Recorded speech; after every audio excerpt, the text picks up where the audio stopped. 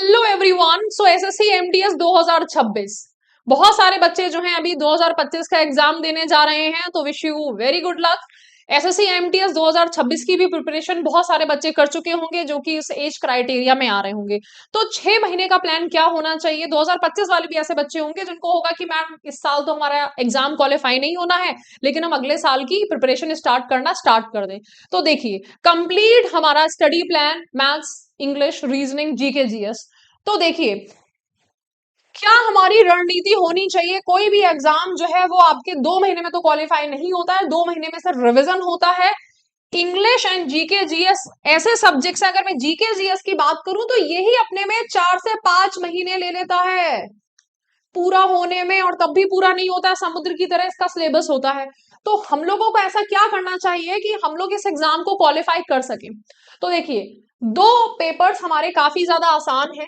आसान इसलिए है क्योंकि इसके नंबर्स काउंट नहीं होते हैं। ये चाहिए हमें क्वालिफाइंग इन नेचर, और अगर क्वालिफाइंग इन नेचर है कि सिर्फ क्वालिफाई ही करना है तो बहुत ज्यादा इसमें हमें मेहनत नहीं करनी है, लेकिन हाँ इतनी करनी है कि क्वालिफाई हो जाए, हम लोग जो है मिनिमम मार्क्स से पास हो जाए, दैट्स इट। ठीक है।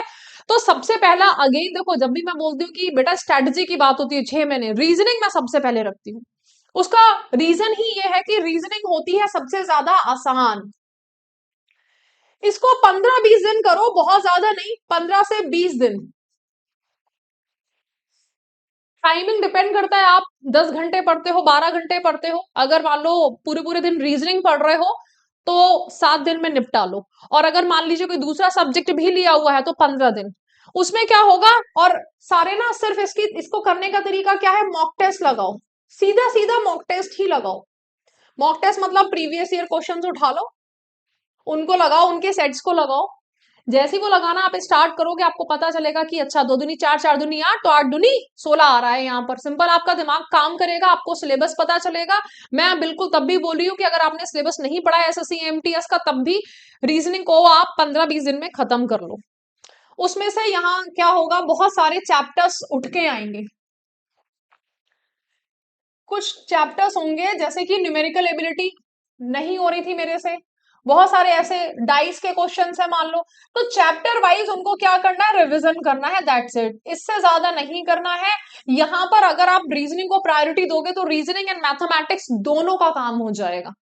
मैथमेटिक्स में कुछ ही 3 से 4 चैप्टर्स हैं, वही कर लेना, और ज्यादा दिमाग नहीं लगाना है, क्योंकि cut off English language comprehension and general awareness पे जाएगी। ये दो सब्जेक्ट्स हैं आपके जिस पर हमें 150 में से कट ऑफ को क्वालिफाई करना है।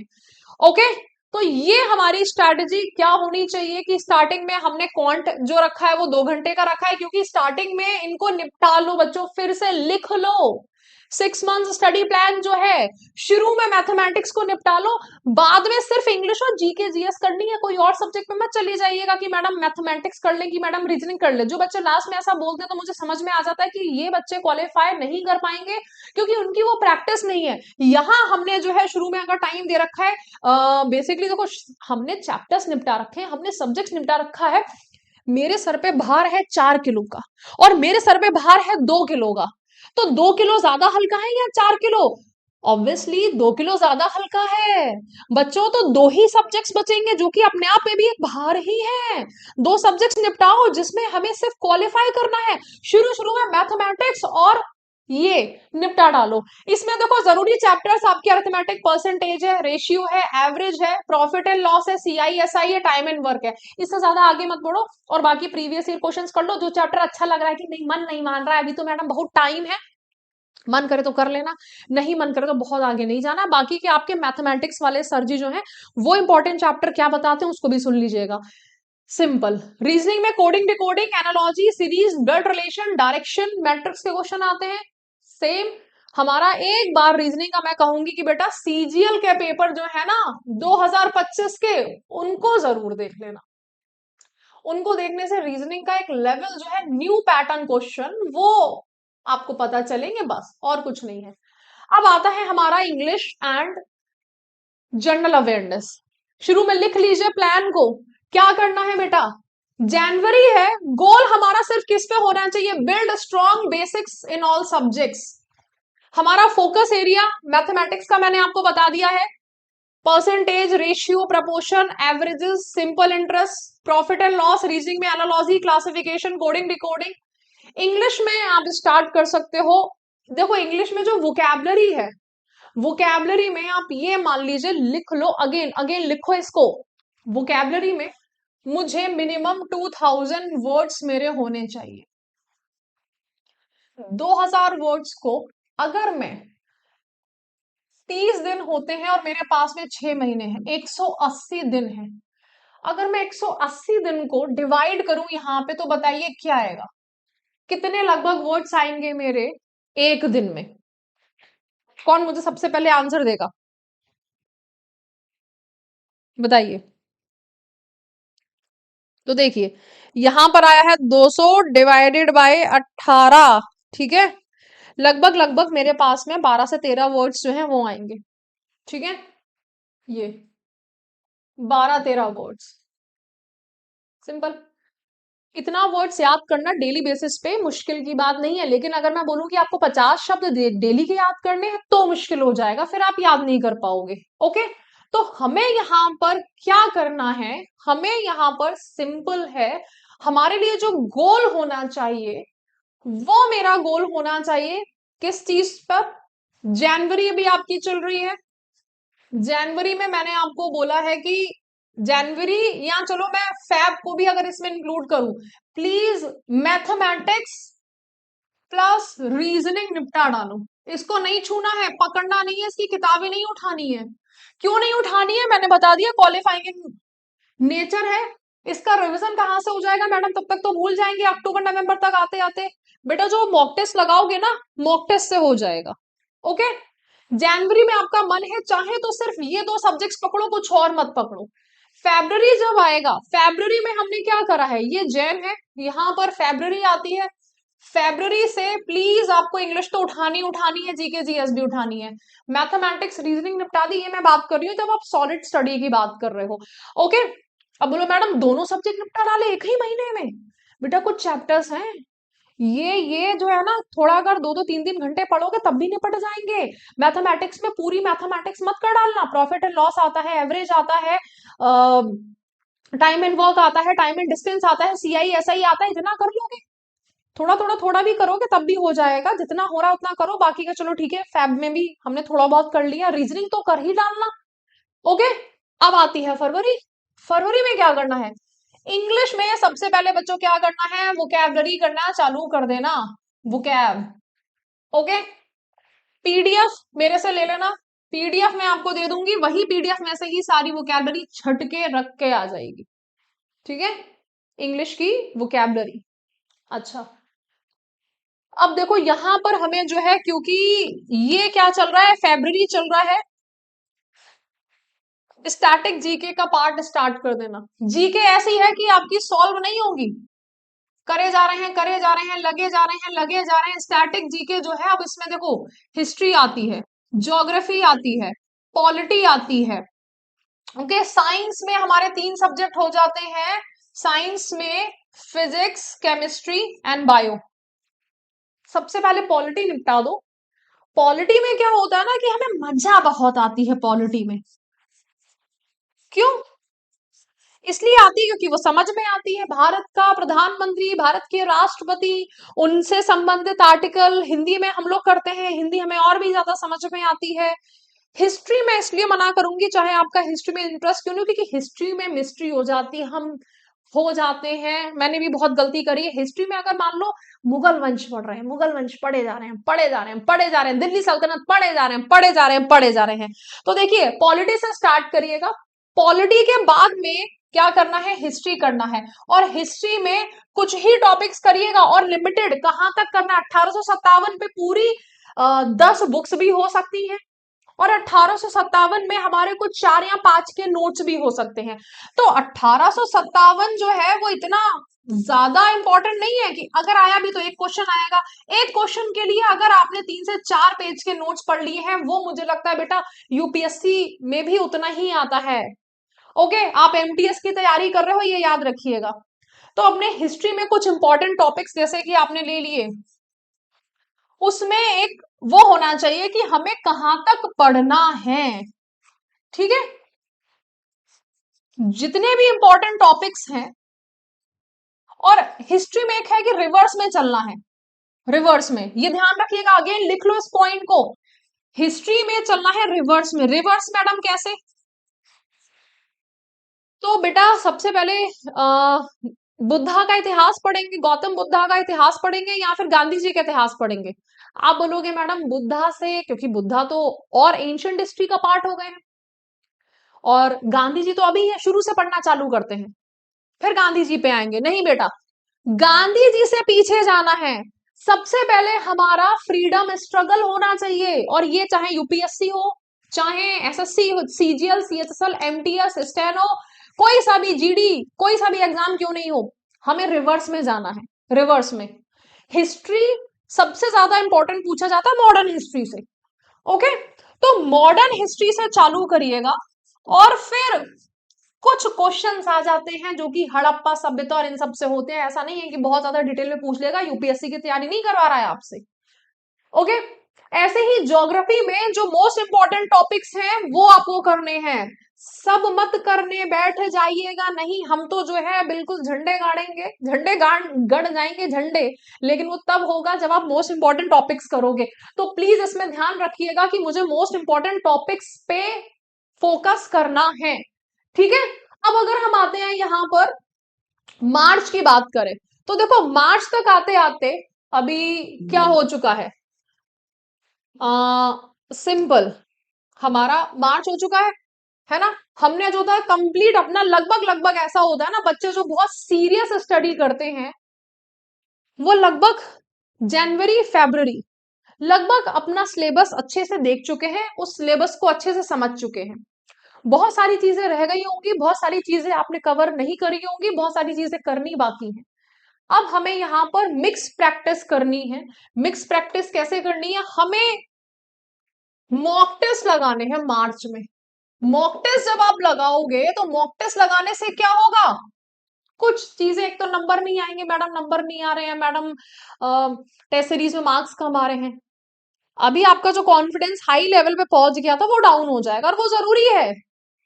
हार मानना नहीं है, लेकिन जीत को बहुत जल्दी स्वीकार कर लेना। अरे छोड़ो पढ़ाई, ये तो सब समझ में आ रहा है, ये तो मैं एग्जाम से 2 दिन पहले कर लूंगा, यही बच्चे जो होते हैं 6 महीने पहले से तैयारी करना चालू करते हैं और वहीं बैठ जाते हैं। तो हमें क्या करना है? देखो बच्चों, सिंपल है, ये सब चीजें हैं। फोकस एरिया हमारा क्वांट पे हो गया है, ठीक है, रीजनिंग हो गया है, ये हमने कर लिया। इंग्लिश में synonym antonym idiom phrases, cloze test, GK में Indian economy, current affairs, Jan से लेके मार्च तक के इंपॉर्टेंट डेज, ये सब कर लिएगा। अब टास्क इसमें क्या है बताओ? टास्क इसमें जो है हमें करना है, कम से कम नहीं तो 3 मॉक टेस्ट पर वीक लगाना है। 3 मॉक टेस्ट पर वीक लिखा हुआ है, पर वीक, यानी कि हर ऑल्टरनेट डेज पर हमको एक एक जो है टास्क, एक एक मॉक टेस्ट लगाना है। ठीक है, अब हमारा यहां पर आता है अप्रैल में। अप्रैल में हमें क्या करना है? अपना स्पीड मेंटेन करनी है। अभी हमने क्या हुआ था हमारा, हमने मॉक टेस्ट तो देना स्टार्ट कर दिया था, लेकिन मॉक टेस्ट में हमारी स्पीड जो थी वो रहती है कम, पहले शुरू शुरू में। जितना ज्यादा से ज्यादा जो है आप फोकस करोगे, अपने मॉक टेस्ट की तरफ आओगे, उतना ज्यादा से ज्यादा क्या होगा, स्पीड भी बढ़ेगी। ओके, तो हमें यहां पर इंग्लिश में देखो, इंग्लिश में अगेन वोकैब का मैं आपसे बोलूंगी कि 1 आवर अलग से रखिएगा। ओके, एंड जीके जीएस में तो अगेन हमारा जो मैंने बोला था कि आपको मार्च वगैरह में पॉलिटी हिस्ट्री करनी है, 1 महीना अलग से रखिएगा। अब वो चाहे अप्रैल हो चाहे मई हो, सिर्फ साइंस के लिए। और देखो कोई भी आप सब्जेक्ट कर रहे हो, क्योंकि एमटीएस का एग्जाम है ये, तो ये ध्यान रखिएगा कि हमें क्या करना है, टेबल्स याद करनी है। बहुत सारी टेबल्स दी होती हैं जितनी भी इंपॉर्टेंट बुक्स हैं उनमें। डेली 30 मिनट्स का स्पीड क्विजेस करने हैं, क्विजेस की आदत डालिएगा, है ना। और हमें जो है जो भी मॉक टेस्ट दे रहे हो उसको हमें बहुत अच्छे से एनालाइज करना है। मे में हमें full length mock test practice करना है। मे में आते ही आपको जो है ना, ऐसा नहीं है कि अब जो भी चीजें चल रही थी यहां तक आते आते हमें अपने अंदर इतने इंप्रूवमेंट्स लेके आने हैं कि फुल लेंथ मॉक टेस्ट हम लोग अपने आप से अलग बैठ के प्रैक्टिस करें। ऐसा नहीं होना है कि हमने जो था बस जो चीजें चलती चली आ रही उन्हीं पे हम चलते चलेगा, ठीक है। यहां पर आते आते देखो, ये जून का महीना है, सीजीएल का फॉर्म भरा जा चुका होगा, सीजीएल का एग्जाम चल रहा होगा, तो थोड़ा बहुत सीजीएल पे भी नजर रखिएगा। और यहाँ हमें क्या करना है, अगेन वन लाइनर रिवीजन करने हैं, नेशनल इंटरनेशनल जितने भी इवेंट्स हैं उनके जीके पे यहाँ पे बहुत ज्यादा फोकस करना है। क्योंकि अगर आपने जनवरी से इतनी तैयारी करी है, सिर्फ एमटीएस की पेपर की तैयारी कर रहे हो जनवरी से लेके मार्च अप्रैल अप्रैल मई है ना, हमारा यहाँ पर जून तक आते आते इंग्लिश डेफिनेटली बहुत आगे बढ़ चुकी होगी। इंग्लिश का मतलब ही है वोकैबुलरी, और आपका ये पार्ट हो चुका होगा। शुरू में हमने ग्रामर पे ध्यान दे लिया था, यहां पर आते आते वन लाइनर रिवीजन बड़ा जरूरी है। क्योंकि जीके जीएस पता चलेगा कि आप जितना भी कर रहे हो आपकी तो हो ही नहीं रही है, हम तो आगे ही नहीं बढ़ पा रहे हैं। प्रीवियस ईयर क्वेश्चंस यहाँ पे करना बहुत ज्यादा जरूरी है। और ये वाला चीज जो कि बच्चे नहीं करते हैं, मैं फिर बोलूंगी, देखो धीरे धीरे करके हमें अपने मॉक टेस्ट बढ़ाने हैं। क्या दिया है, 4 फुल लेंथ मॉक टेस्ट देने हैं per week. Daily 1 hour GK का रिवीजन करना है, एक मेंटेन करना है एरर नोटबुक को। हमने चीजें तो सीख ली है, लेकिन हम कहाँ कहाँ पर गलती कर रहे हैं, कौन कौन सी गलतियां कर रहे हैं, ये जरूर ध्यान दीजिएगा। वीकली टारगेट क्या होना चाहिए, वीकली टारगेट भी देखो 2 से 3 प्रीवियस ईयर पेपर्स करने हैं आपको एमटीएस के और सीएचएसएल के।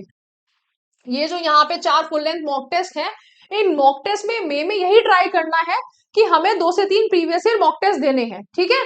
अच्छा, अब हमारा यहाँ पर जून आ चुका है, तो समरी बनानी है नोट्स की per subject, 3 full mock per week plus analyse result, revise करना है जनवरी से लेके मई तक का करंट अफेयर्स, ये वाला पार्ट जो है, ठीक है।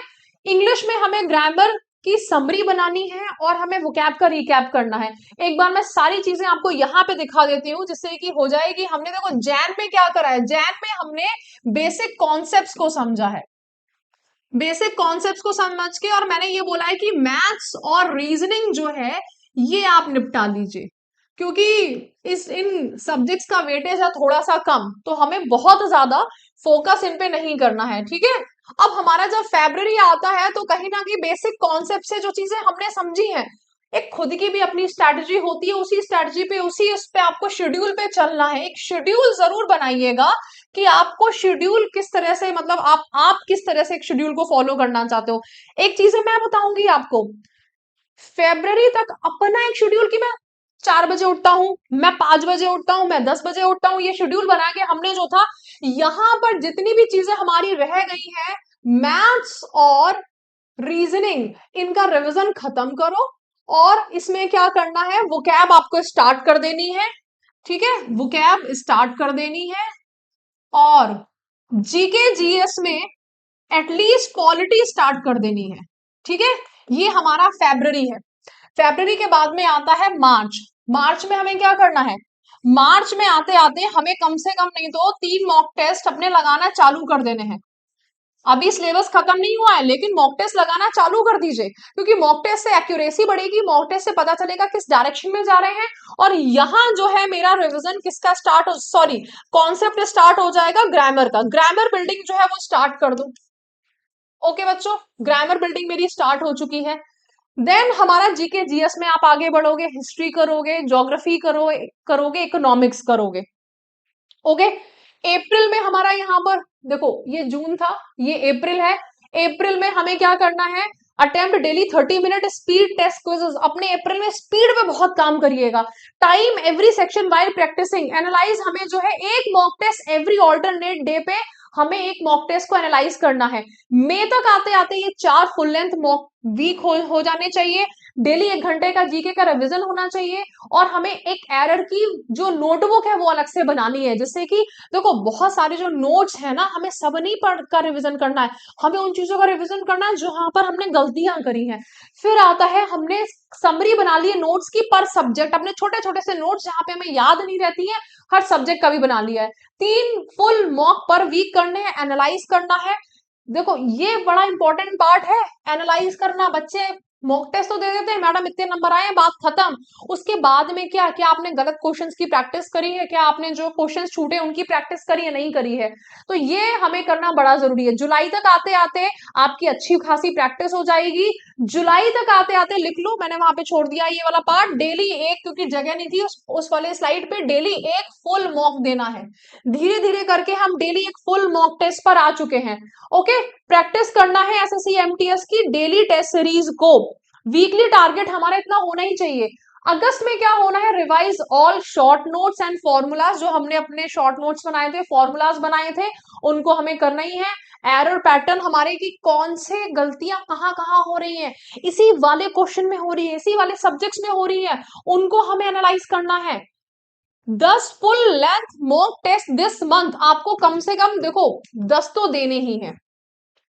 यहां पर रिवीजन पे ज्यादा फोकस करा गया है बजाय नई चीजें करने के। Weekly target revise 2 subjects per day, 2 subjects को हमें पर डे रिवाइज करना है अगस्त तक आते आते। ओके, देन सितंबर में क्या आएगा, टेक 1 मॉक एवरी 2 डेज।